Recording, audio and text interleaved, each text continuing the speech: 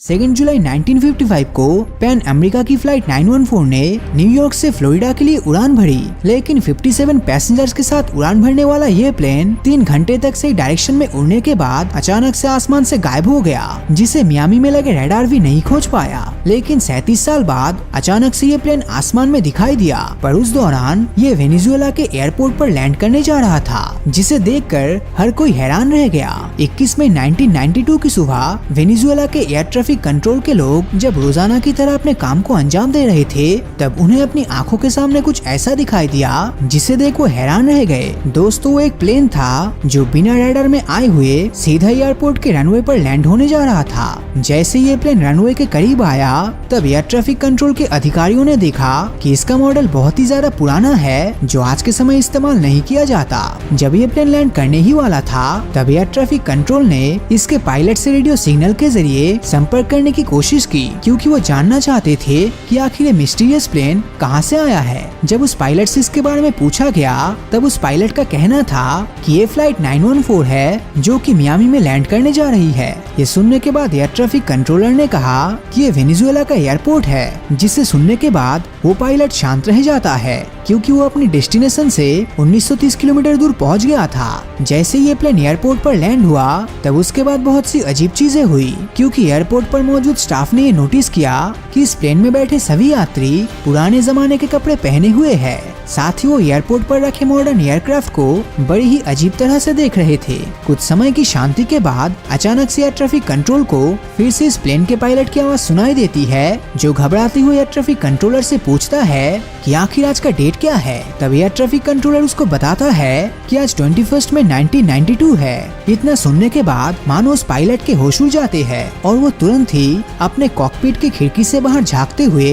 Ground crew से इशारों में ये कहता है कि अब उसे इस प्लेन को लेकर वापस जाना है। जिस समय वो पायलट ग्राउंड क्रू की तरफ इशारा कर रहा था, तब उसके हाथ से कागज का टुकड़ा एयरपोर्ट पर गिर गया था, जिसके तुरंत बाद ही उस प्लेन ने फिर से उड़ान भरी और आसमान में गायब हो गया। इस घटना के बाद एयर ट्रैफिक कंट्रोलर तुरंत ही अपने ऑफिस से बाहर आया, और उन्होंने पायलट के पास से गिरे उस कागज के टुकड़े को रनवे से उठाया, और उस टुकड़े को देखकर उनके भी होश उड़ गए थे, क्योंकि वो कोई साधारण कागज का टुकड़ा नहीं था, बल्कि साल 1955 का एक कैलेंडर था, जिसको देखकर ऐसा लग रहा था कि मानो ये प्लेन टाइम ट्रेवल करके भविष्य में आ गया है। खैर, बाद में इस घटना की इन्वेस्टिगेशन की गई, पर इसको लेकर किसी के हाथ कोई भी सबूत नहीं लगा, जिस वजह से बहुत से लोगों ने इसे टाइम ट्रेवल की घटना मान ली। टाइम ट्रेवल थ्योरी के कुछ फैंस का तो ये तक कहना है कि शायद ये प्लेन किसी वार्म होल में एंटर कर गया होगा, जिसने इसे 37 साल बाद भविष्य में भेज दिया। अब अगर आपको इस थ्योरी में जरा सा भी मजाक लग रहा है, तो मैं आपको बता दूं कि एल्बर्ट आइंस्टाइन और स्टीफन हॉकिंग जैसे साइंटिस्ट भी वार्म होल के एग्जिस्टेंस को मानते थे। उनके मुताबिक स्पेस एक पेपर शीट की तरह है,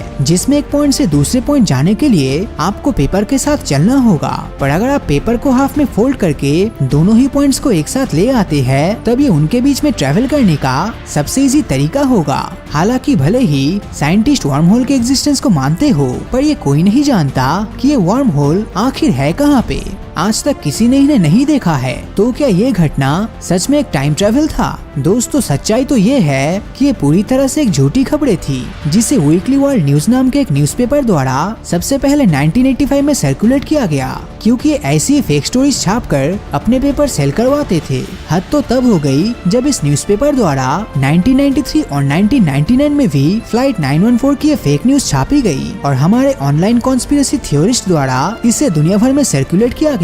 खैर, इस घटना के झूठ हो जाने का मतलब ये बिल्कुल नहीं है कि दुनिया में ऐसी अजीबोगरीब घटना नहीं हुई है, क्योंकि सालों पहले ऐसी अजीबोगरीब घटनाएं बहुत हुई है, जिनका जवाब आज भी किसी के पास नहीं है। बर्मुडा ट्रायंगल के बारे में तो आपने सुना ही होगा, और आपको ये भी मालूम होगा कि यहाँ बहुत से शिप्स और एरोप्लेन्स रहस्यमय तरीके से गायब हो चुके हैं, लेकिन किसी भी प्लेन या शिप का गायब हो जाना इतना ज्यादा अजीब नहीं है जितना कि फ्लाइट 19 का है, जो कि एक दिन अचानक से बर्मुडा ट्रायंगल में गायब हो गई गई थी। दिसंबर 1945 में जब एक दिन 5 प्लेन की एक स्क्वाड्रन 14 क्रू मेंबर के साथ फ्लोरिडा से 3 घंटे की एक ट्रेनिंग के लिए उड़ान भरी, तब अपने सफर के कुछ ही समय बाद फ्लाइट 19 नाम का एक प्लेन अचानक से मुश्किल में फंस जाता है। उस फ्लाइट के लीडर रेडियो सिग्नल में ये कहता है कि उनकी स्क्वाड्रन खो गई है। इसके बाद ही उनके फ्लाइट के कंपास और अदर इक्विपमेंट्स काम करना बंद कर देता है और थोड़ी देर बाद उनकी आवाज भी आनी बंद हो जाती है। कुछ देर तक उनसे कांटेक्ट न हो पाने के बाद 2 और प्लेन्स को स्क्वाड्रन की तलाश के लिए सेंड किया जाता है, लेकिन जब वो 2 प्लेन फ्लाइट 19 की लोकेशन यानी कि बर्मुडा ट्रायंगल के ऊपर पहुंचता है, तब उनमें से भी एक प्लेन गायब हो जाता है और सिर्फ एक ही प्लेन वापस लौटता है, जिसके पास ना तो स्क्वाड्रन की कोई खबर थी और न ही अपने साथ गई उस रेस्क्यू प्लेन की। आज तक ना तो कोई स्क्वाड्रन के बारे में पता लगा पाया है और न ही किसी को इन सभी मिसिंग प्लेन्स का मलबा मिला है, जिस वजह से ये बर्मुडा ट्रायंगल की अब तक की सबसे बड़ी मिस्ट्री है। वैसे इसी तरह की एक प्लेन मिस्ट्री साल 2003 में हुई एक चोरी के साथ भी लिंक है, क्योंकि इसमें 2 आदमियों ने एंगोला के एक एयरपोर्ट से न सिर्फ एक बोइंग 727 प्लेन को चुरा लिया, बल्कि उसको ऐसी जगह छिपा लिया था जहां से उसे आज तक अमेरिका की FBI और CIA भी नहीं खोज पाया। मई 2003 में 2 एयरपोर्ट एम्प्लॉइज रनवे पर रखे एक बोइंग 727 प्लेन में बैठते हैं और उसे रनवे पर चलाने लगते हैं। उनमें से एक अमेरिकन पायलट था और दूसरा रिपब्लिक ऑफ कॉन्गो का एक मैकेनिक था। इन दोनों के ही पास उस प्लेन का एक्सेस था, क्योंकि ये दोनों ही प्लेन में रिपेयरिंग का काम करते थे, पर इनमें से कोई भी प्लेन उड़ाने के लिए सर्टिफाइड तो नहीं था। जब ये दोनों इस तरह से प्लेन को रनवे पर दौड़ा रहे थे,